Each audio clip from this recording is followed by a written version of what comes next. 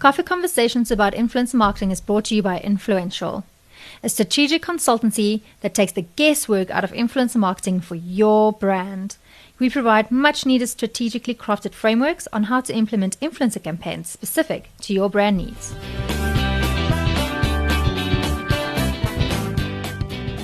Ladies and gentlemen, welcome to another fabulous edition of Coffee Conversation about Influencer Marketing.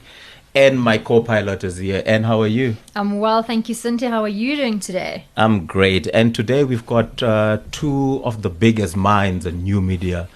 Maybe not just in South Africa, but the rest of Africa. Peter Groenewald.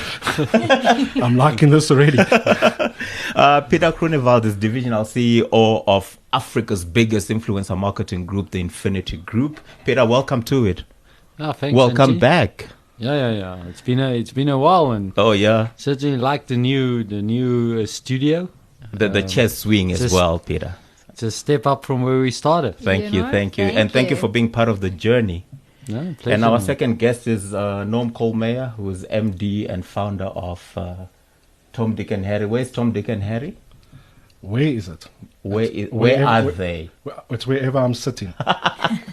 Okay. Wherever my laptop is, and all our guys' laptops are. So, yeah.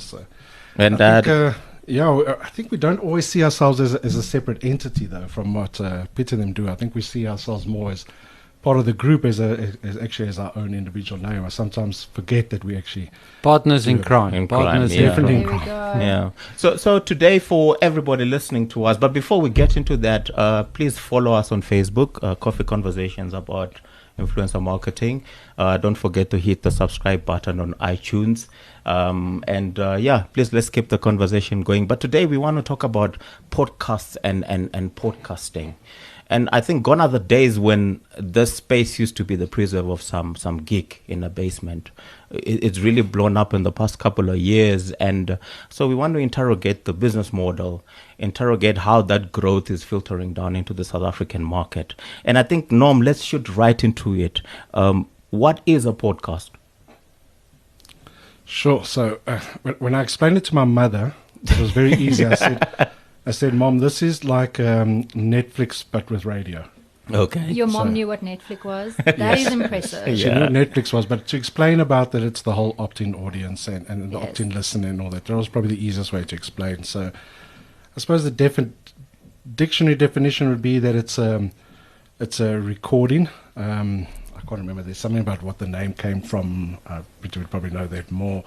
But basically, it's an audio-only medium, delivering content, which people can opt in to listen to, and it's available on a lot of different platforms, a lot of different apps, and it's revolutionizing, I think, the media world, taking in place of a lot of radio, and Peter. I think Peter gives a very good example, and I started using that about the day you were driving in. You said about radio, and when you realized that radio wasn't working for you anymore. I think you were giving that example about when it was expecting your mood.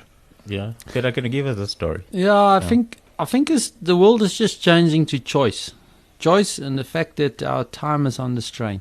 Yeah. And as a result, it was natural.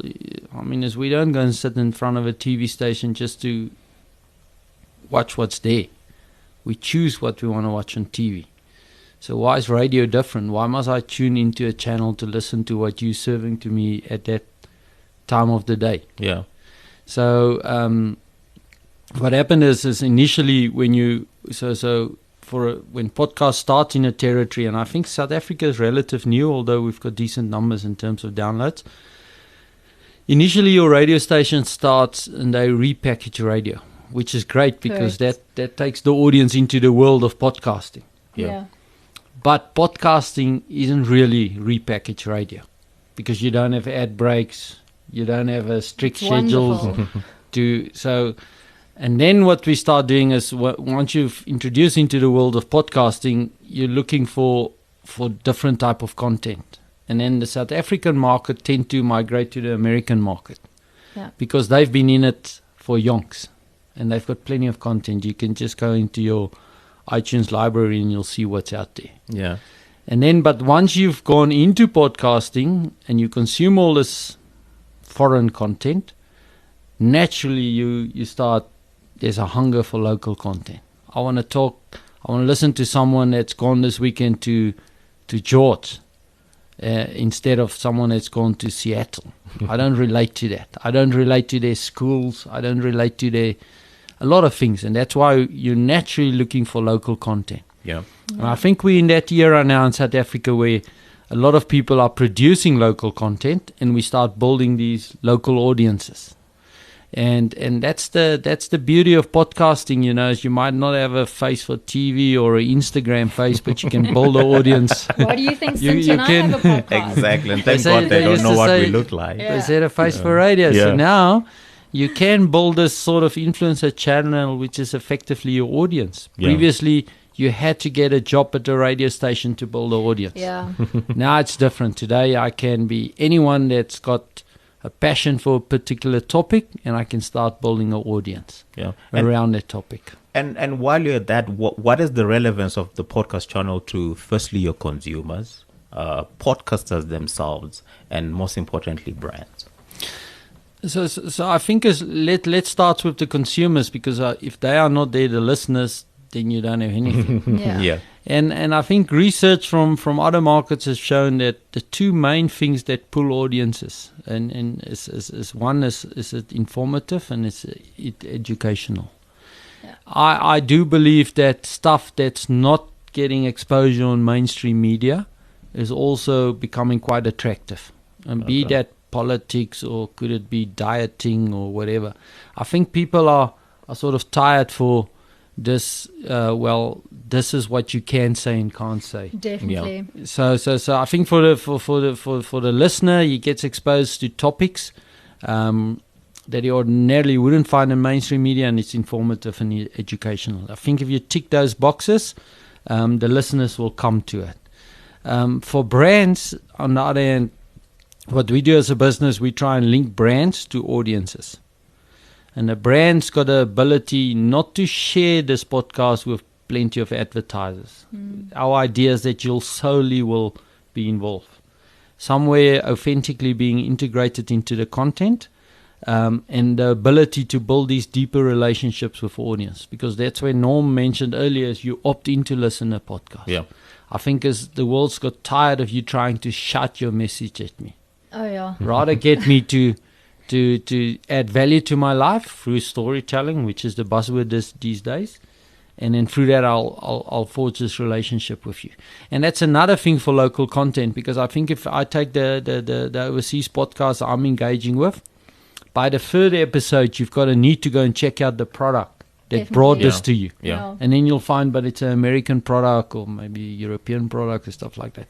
And I think that's the beautiful for local brands, is that you now can align yourself to local content. And I love that because if you look at mainstream media, if you have an advert out there, you are literally competing with 3 or 4 other adverts and people forgetting what they've just seen. Exactly. And then if you take, I think as the recall rates on the brands that's involved with podcasts is over 80%. Which is amazing. And I think if you can get on normal radio past 10%, the guys will be doing flip-flaps. So, and that's because I'm tuning in regularly. I'm tuning in, and I acknowledge that a brand is adding this value to my life. Again, guys, and the next step is to align the right brand to the right audience. So, if I'm building an audience around, say, for instance, business people, it doesn't help I go and serve them a brand that's consumer related. I need to go and that's the thing, is to just match perfectly your audience with the particular brand. And to that, why are podcasts only becoming so popular in South Africa now when it's already been popular elsewhere in the world? Are South Africans listening to podcasts? I think as Norm can perhaps chat. I mean, it's in the American market, because it's so dominated by Apple. Apple was first to market with a very nice app around podcasting. And I think that's why the American market exploded. You'll probably find the same.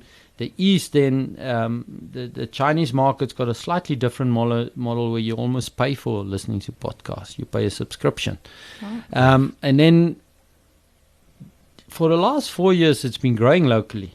And I think it's when Android made available application for it, that's where it exploded in the local market, because your Apple users are still not dominating in the local market. Yeah. I think probably the biggest problem, Anne, is education. I don't think enough people know about podcasts. Fair I think enough. as they start finding out, I think you just got to tell everybody who I've ever met who hasn't listened to a podcast, you go tell them about it, they'll go listen to one, they'll go listen to a couple, the next thing they'll start searching for their own subjects that they're interested, and the next time you see them, they'll say, listen, I'm addicted, I listen to podcasts all the time. And, Correct. That's so happened I to think me it's a couple of years yeah. ago. And then I think the fear of people not understanding and thinking that anything in our country, people think that it's going to be data driven, and then it's going to be chewing up data, and it's be expensive. And I don't think people realize how little data it actually uses. Yeah, that's when you true. listen. But then so obviously we know South Africans now listen to podcasts through a little bit of education and becoming quite a big thing. What is the state of podcasting in South Africa? Yeah, I think it's the stats that came out last year is there's 16 million downloads during the course of a week. And Oh, wow. So I think it's the It's a current healthy number. currently it's growing. That's It's a lot. the biggest podcast in the country is actually a soccer podcast. It blows that whole fury about data costs and Yeah. but I think it's growing, and that's why the opportunity is ripe now for local content, because that's what the local audiences will grab Want. up. And I think it's perfect for niche audiences. It's not a mass market media. No. No.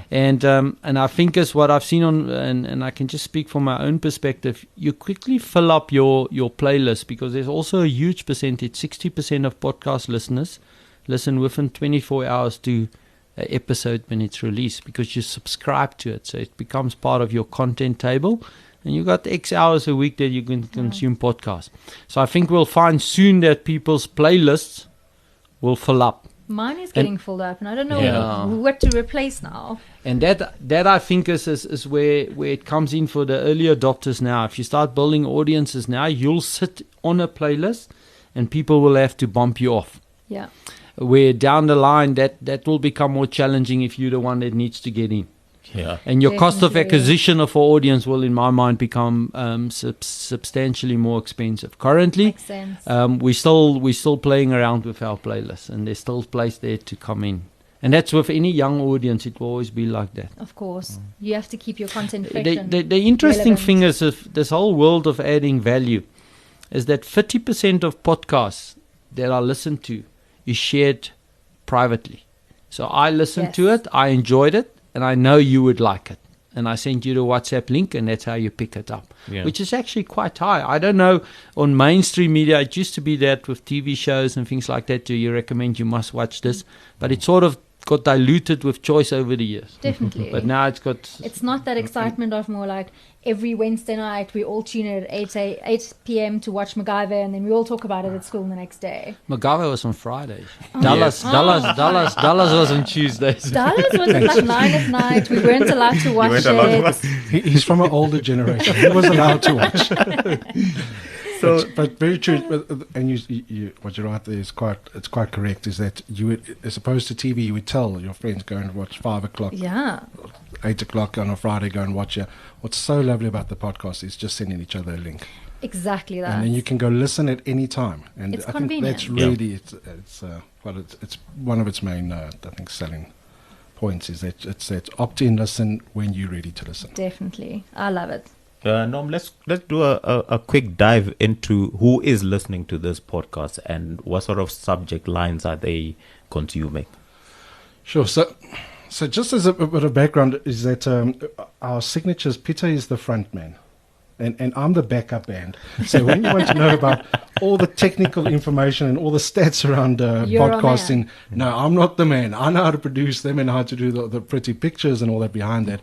But the person who knows all about the stats and that is Peter. So I'm going to try and answer those, but Peter might jump in and That's put me. perfect. Yeah, that's It's perfect. Always jumping. Yeah. And so the kind of podcast is, and Peter straight on, add value to your life. If you're not going Definitely, to listen to a bunch of guys talking around a table, talking about their sexual conquest, it's probably Well, got an some audience as people well. would. Yeah, okay, but generally it's something that's going to add value. Definitely, and I think that's where it comes better than radio, because radio probably doesn't add value 100% of the time. So you're going to want to add in. So the popular podcasts are those. Sports always be popular. The educational ones around a particular subject. Politics to quite a degree, and I think we saw that in our country around the elections, how they got quite and I big. think also worldwide, politics is such a hotbed at the moment that people just want to know more. Because the politics, the thing why that's growing on the podcasting, you get a different perspective there. Definitely. It's not controlled by mainstream media. And you can listen from everyone's perspectives. That's it. Yeah. And then humor. Humor's quite a big one. It's just, And I still think is that the gap sits where mainstream is where you're looking for niches. Yes. If you're looking for niche audiences, the mainstream media finds it very challenging to reach those individuals.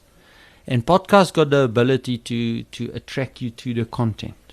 Yes. And that's why. So if you take, for example, mainstream media might find it very difficult to go through to find families that's dealing currently with a cancer patient in their midst. Yeah.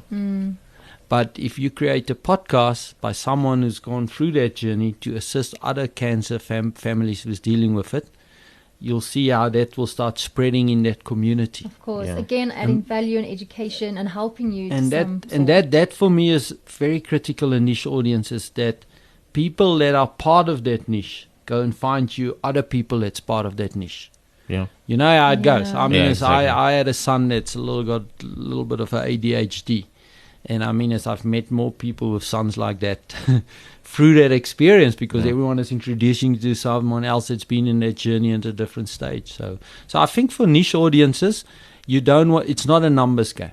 It's not a numbers game. Numbers will remain important, but that's not what about. It's finding the right people for that particular. So again, that speaks to that. I relate to that content. That's why I'm going to listen to it. 100%. That's why I'll give you my time at the end of the day. Because the most precious thing of today is my time. And most podcasts in the early, Joe Rogan goes 2 hours.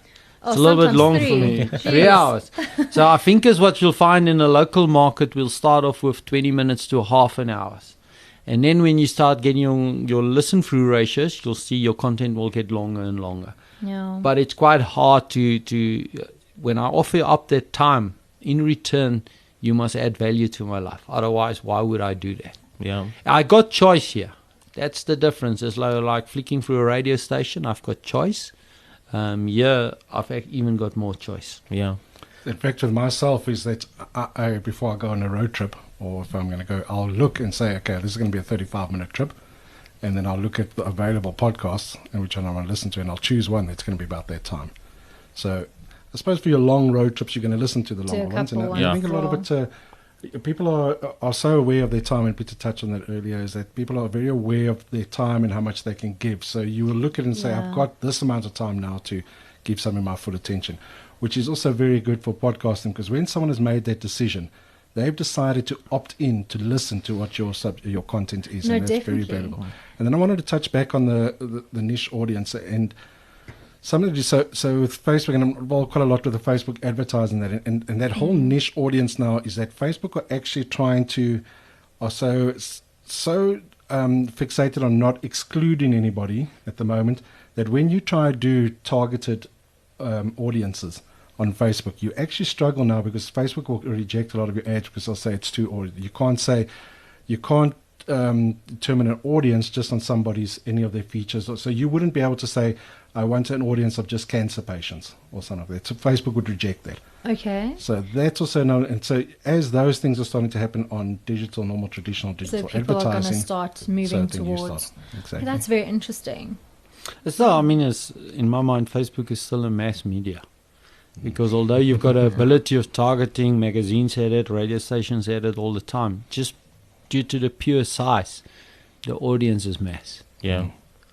The Nfinity Group late last year set up Echocast, a branded podcast production distribution company. What was the motivation behind that, Peter? And what have been some key learnings? I think that's important for the market to to get from a pioneer like yourselves? So it was very exciting for us to get involved, and obviously the history is our involvement in influencer channels, and we realized that podcast is no different to influencer marketing. It's an individual that got a following on Instagram. Now I've got a following listening to the content I put out. Yeah. Same as the audio blog. Call it an audio blog for that matter. So we got involved with it, and we've learned a lot from influencer marketing. So I think it's currently, if you go out, almost every corporate in South Africa got podcasts on their website. They do. Yeah, exactly. But I can bet you that all of them are battling to attract audiences. Well, I think to Norm's point earlier, with the advertising, they kind of put it on their website, and they're hoping that will attract the audiences. Yeah, and then further than that is we've learned that people don't want to engage with people. So No. I'll far rather want to listen to someone's podcast brought to you by a corporate versus the corporate's broadcast, because Definitely. to tune in there, I don't know if they're really sincere adding value to my life. Yeah. We don't trust brands. We don't trust So, brands. and I think and that's what we then said, listen, let's go and make the stars, these guys, the hosts of these shows. Let them build naturally their audiences. We'll assist them with that, and we'll be able to match brands to them that fit their audiences.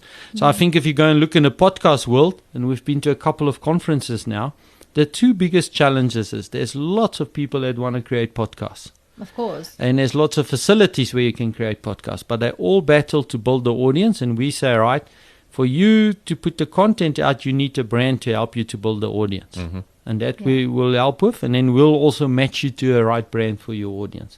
And that, I think, is where we as Echocast comes in as a business. Obviously, we build these beautiful facilities. And one of our things is to make production really cost effective, because we don't want to that be the main thing blocking people from creating content. We've actually invited a lot of people to just come and create content. Yeah. That's wonderful. You don't often see that.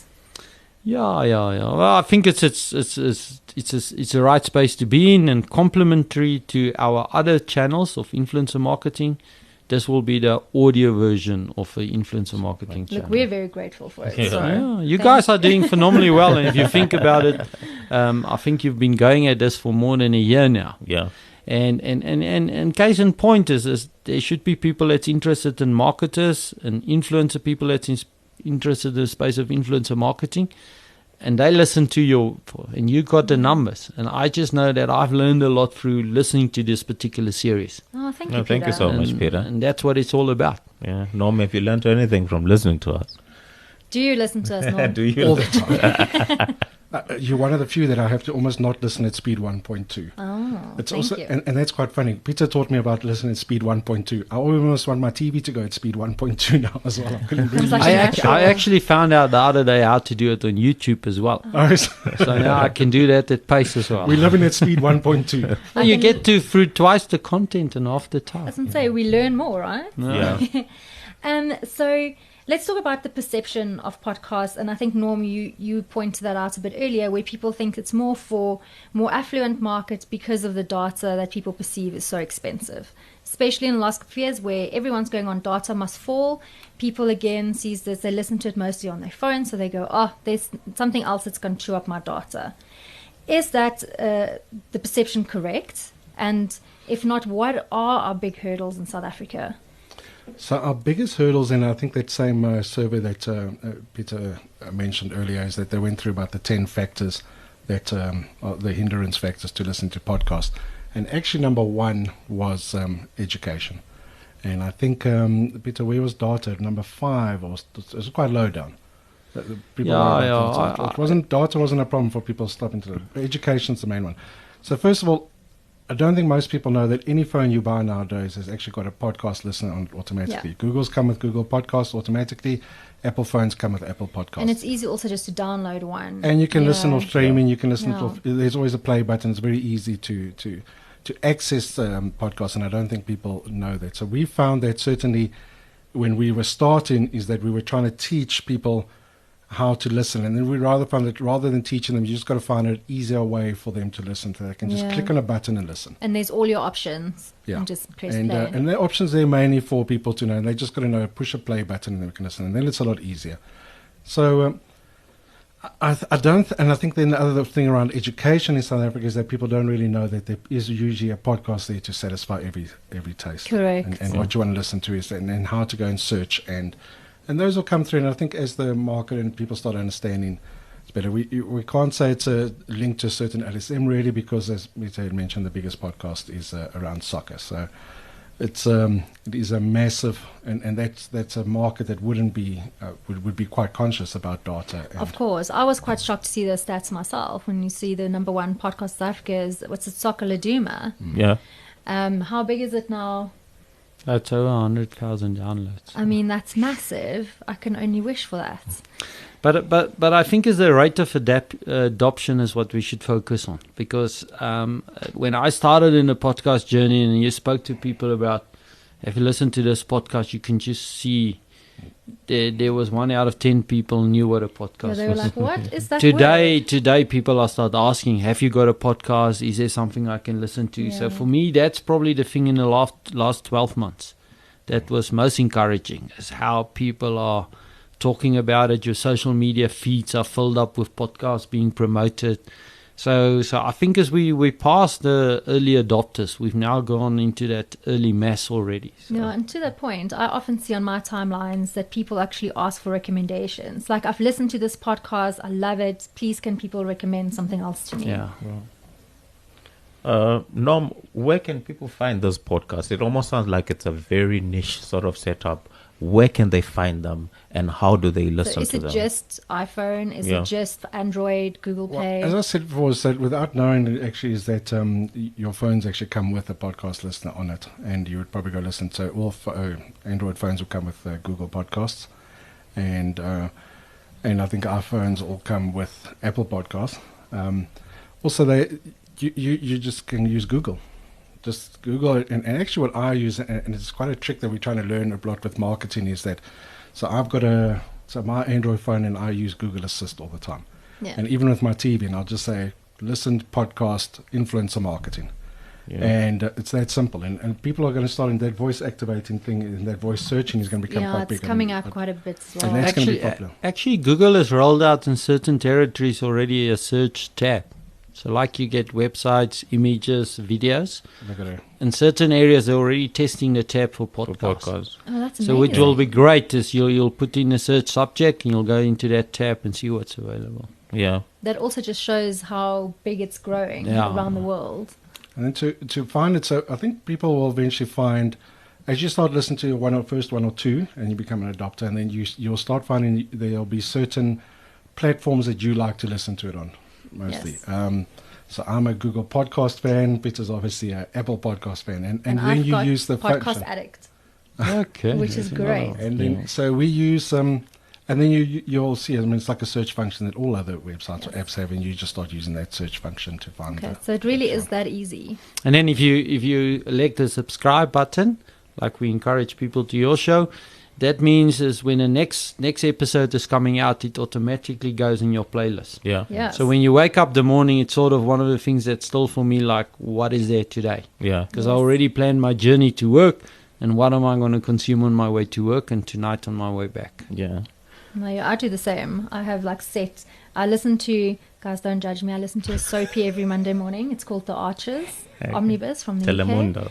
UK. It's fantastic. It's Okay. about this little village in England and all the people that live in there. It's It's really for me the horrible. amazing thing is like how people from one family can have different choice now. Oh, so yes. and that's why I could keep on coming back to niches, It's so because niche. mainstream radio, the groups they divide us into is still pretty big. It You know, definitely is. so Yeah. because you need to cater for this. It's quite big audiences they need to cater, because on the one hand they also need to chase the numbers, Definitely. the audience Yeah. numbers. Where podcast is never, we don't get caught up in that. It's not about the amount of people we reach, it's the amount of right people we get to. Definitely. Yeah. So And the fact that they're opting in, that's where the real gold are sitting. yeah. I know why would that person listen to this if he's not interested in this topic? no, guys, Yeah. definitely. And like, that's for me, it's the riches is in the niches here.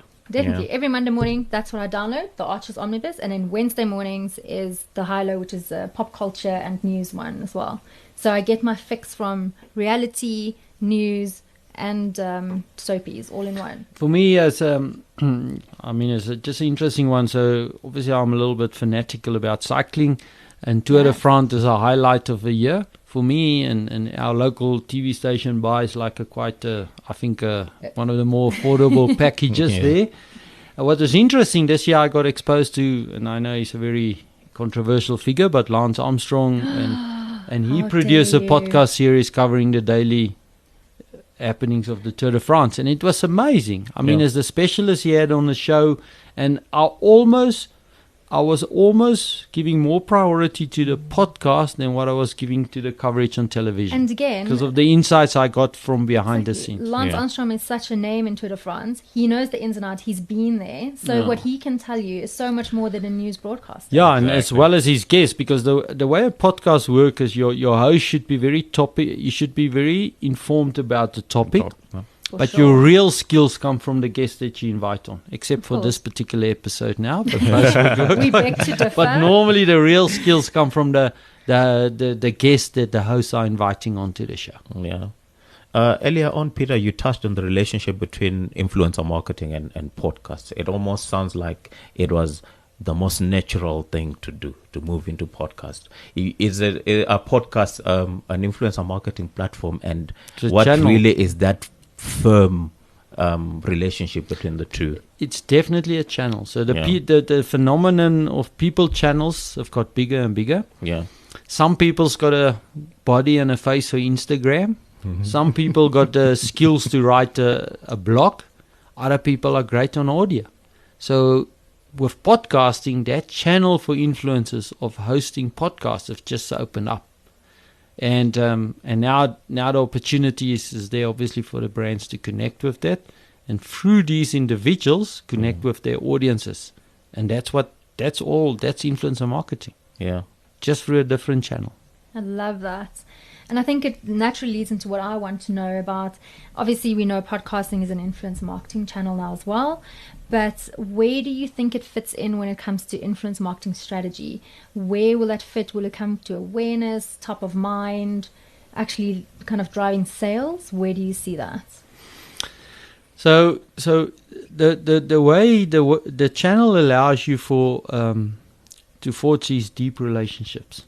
So for me, it will be perfect in a strategy where your lifetime value of your client is high. Secondly, where it's a niche audience. Yes. And where there's an element of education required. So it's the long burn. Yeah. It's I wouldn't say it's a long burn. It's like it's impossible through mainstream to reach those niche audiences. And secondly, because your cost per contact, I mean, what would you pay to spend half an hour with me? Well, quite a lot, Peter. No, but the point is that your cost to get involved with podcasting might be slightly higher than banner advertising, for instance. But it's a complete different relationship you've got. And as a result, for me, if you've got a high lifetime value clients, you need to educate them a little bit more. You've got more time to do there. Correct. And you can integrate your brand in that format into the podcast content. Then it's a perfect match. And I yet to see what else is there available for you.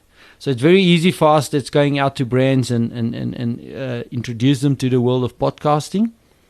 You'll find, if I say you've got niche audiences, high lifetime value, what are you currently doing?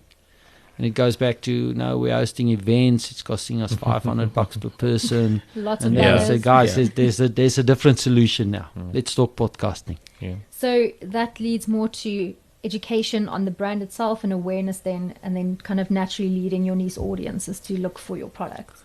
Exactly. So for me, if my audience is entrepreneurs, and I know there's no one better than the entrepreneurs, my current listeners, to tell other people, especially if I'm adding value. And I know already if my listening through ratio is high, they're enjoying the content, so I don't have to change anything there. I just need to seed the content to that initial early adopters, and they'll spread it for me further. Yeah. Great. And then, I mean, what we're doing currently is create lots of evergreen content. Because of the niche, the nature of niche audiences, I want to let it go out and I want to use that content again and again. And that way I sweat it, and my cost per interaction with a potential client base is actually becoming very affordable. And I see with myself when I listen to a new podcast and I really enjoy it, I can't wait for next week's. I will go back and I'll listen to you back. Kind of you episodes, definitely get which it. is great. You'll see that constantly as people start, they might come in episode 5, but immediately you'll see a spike in your previous episodes as well. Correct. And that's Because people also- say, I want more of this. And that's the nature of it. And then a year from now, if you, for instance, we're doing something now around how to buy a house. I mean, it will still be relevant a year from now. People will still be buying houses, and if it added value to your experience of buying a house, why wouldn't you recommend it to someone else? Yeah. You totally will. That's it.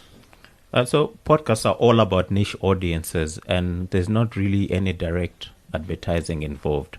How then do brands get their messages across to consumers? And is it about buying products or being top of mind? So we try and integrate the brands into the content, but in an authentic manner. Again, if I know this is the type of audience.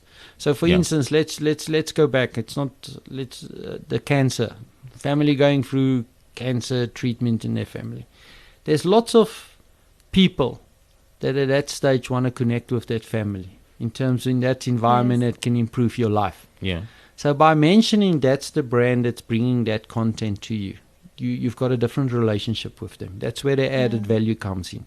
Yeah. And then there's nothing stopping you. Obviously, we promote podcasts through Facebook pages, and we also got podcast notes, and there you can. At that point, you can actually interact with your audience. Yeah. So it's not about putting an ad in the middle of a podcast and going like... No, it's not a This is radio what ad. we're Let's do it. selling. No, yeah. no, it's not a radio ad at Although all. Yeah. those options are available, but But we don't advise that so much. no, it's fine. But there are podcasts that do it, and that option is Definitely. available to an advertiser should they want to do that. Okay. It goes back to us. I can ask you now, what is the last podcast you listened to? And you'll be able to tell me. It's like a Netflix movie. Yeah. And secondly, if I ask you who's the brand that's involved with that podcast, I'll bet you 9 out of 10 times you'll be able to recall the brand. Oh, yeah. Because you've got a relationship with the content, and the brand is attached to It's that tagged to it. content in some way or other. Yeah.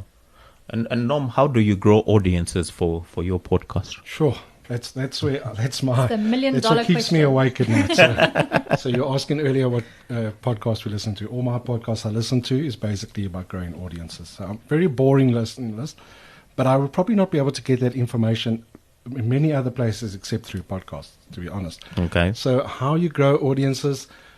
Well, we're in the unfortunate position because we've actually learned a lot through our influencer marketing business. Yes. Of how to grow audiences through influencer marketing, through social selling, through social media as a whole, and how to get talkability and talking. So I can't tell you all the tricks about how to grow an audience, but certainly it's on social media, and it's using the whole idea around influencers and that whole concept that you're going to probably listen to a podcast that's been recommended to you by a friend. Yeah. So that's the basis. So again, of, that peer-to-peer influencer. recommendation, very Yeah. important.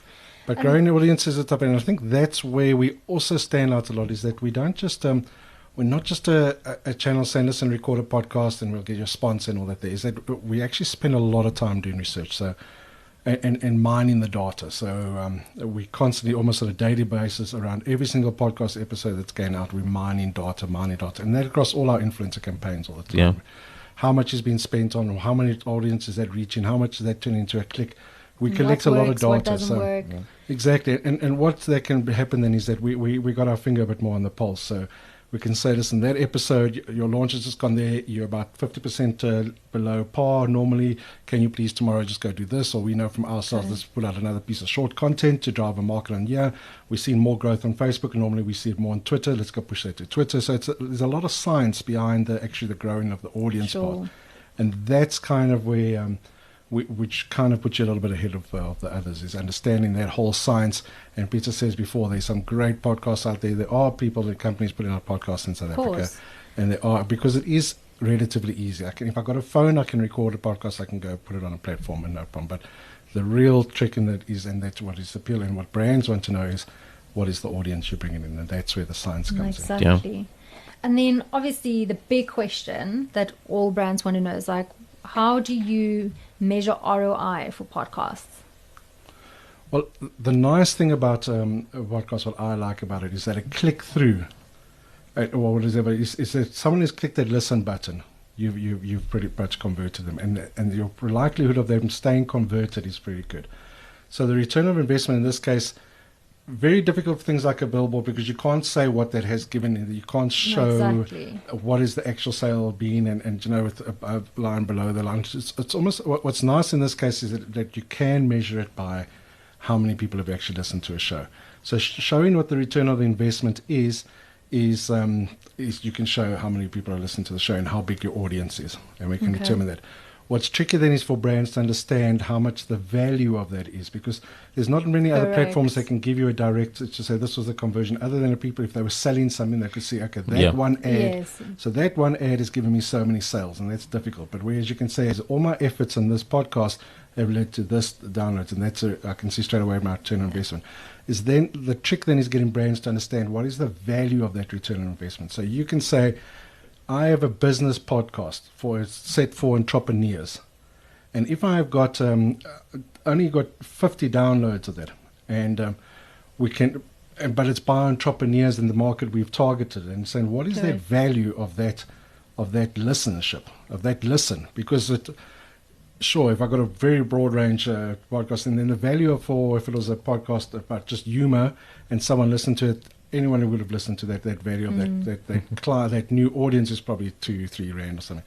But going to say, what is the value of, you got a very niche audience and a very niche podcast to them, how much is that value of that download? And I think that's where we operate. I think the first step is, from an ROI point of view, is how many people have engaged with my podcast. That's measurable. We can tell you what's the download. Yeah, it's very black and white. You know that particular audience is my target audience. So that's the first one.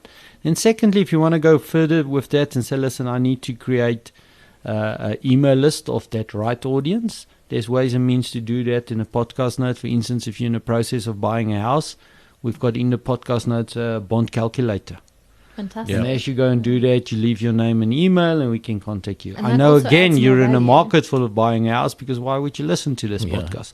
So that's ways and means of then having a further little bit of glue to it. But the first thing would be to measure how many of the right people have engaged with my content. From there, how many people have visited my website, how many people have given me their details. That's the process. Yeah. Well, it's pretty clear cut. I feel like in a lot of other kind of marketing disciplines, it's not that clear cut. Like Norm was saying, with like outdoor advertising, you often have to kind of guesstimate how many people go past, how many people watch. With podcasts, you can say 90 people have listened to your podcast. Yeah. On an opt-in basis. I'm a firm believer there's a different relationship you forge with me when I opt to listen to you versus when you're shouting at me. 100%. And that's how I feel about normal advertising. I think we all do. That's why we don't trust brands anymore. Norm, you've touched on it quite briefly. So anyone with a smartphone can essentially start a podcast, can start kind of recording. Is it really that simple? It is. Can I just call myself a podcaster if I record a couple of interviews? Look, you might not have fancy name. might not have anyone listen, but you certainly can record it as simply as recording with your phone. There are numerous platforms locally and internationally where you host your podcast. You set a channel, and you can install. Some of them offer it for free, and you can then just go and upload your podcast. You don't have to have all the fancy things like having the channel art or a descriptor. Okay. But getting your piece of content onto the air is actually quite simple, and there are other ways of doing it. You could also just make a video of it, or just put a picture, a static picture, add a bit of the sound thing, and you upload it to YouTube if you wanted to. If you wanted to get that content out, it really is easy. It's not impossible, and it's not costly. It's what happens with that content then afterwards, and what also do you growing want to, that audience, obviously. So I'm a marketer. Tomorrow I start my podcast. But what really is involved, because I think we've learned that, yes, it's simple, like you just said, you can record it with the phone, you can upload it, but there's a lot of research involved, and there's editing and there's producing and all these lovely things that goes with it that I half the time don't understand. And luckily I have a team that helps me, and Cinti.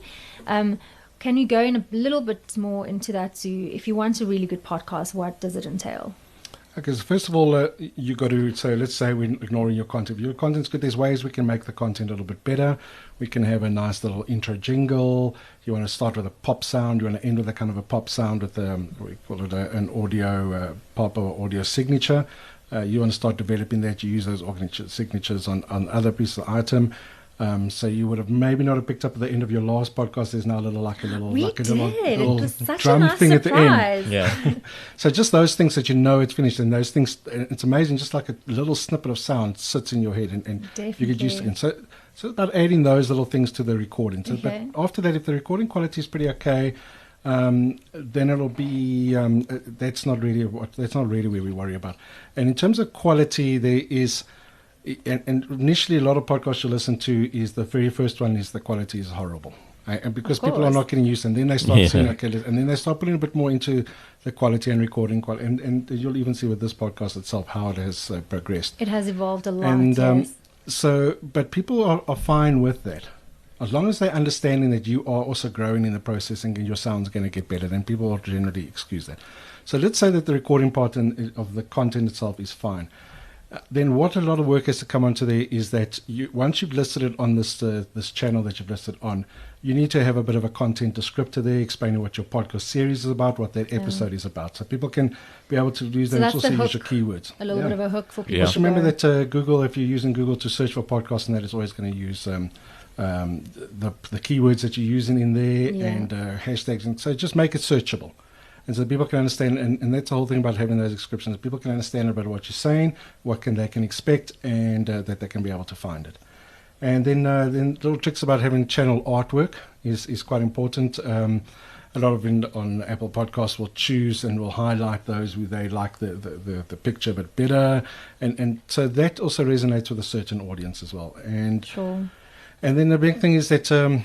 What do you do around the podcast? So in your guys' cases, if you've actually got a Facebook and a social media platform around it, that gives people, because the conversation can't just stop at the podcast. It's got to carry on. You've got to give a chance for people to be able to comment on your podcast, to ask additional questions, and for you to ask for their input in that. So there's that bit of part that comes on, forming the social media channels around it. And I think that's... So there is a lot more involved than just recording and putting it up. If you want to take it to that next level, and if you're just trying to record a little episode of me making a few jokes for a few of my mates that can listen to, then I'll just I can do that. We can do that. Fantastic. Peter, do you see us getting to a point where podcasts become a choice platform for influencer marketing and starts to overtake other channels like your digital channels and maybe traditional mediums? No, I don't think so. I think it will always be, its positioning will always be in a niche field. Yeah. Some of them will have bigger following than others, but time will tell. But I still think it's perfect to pull into the limelight niche audiences. Yeah. I think people will, if you ask me, I think people will start spending more and more time on podcasting versus normal radio. Yeah. That I've got no doubts in my mind, because the same patterns of watching TV, what I want to watch, when I want to watch, I believe those same patterns will now be adopted in the audio world. 100%, and that's exactly what I wanted to say. Like, a lot of us stream all our content, what we want to watch, and it's going to become the same with radio and listening to things. Yeah, that's what we're hoping.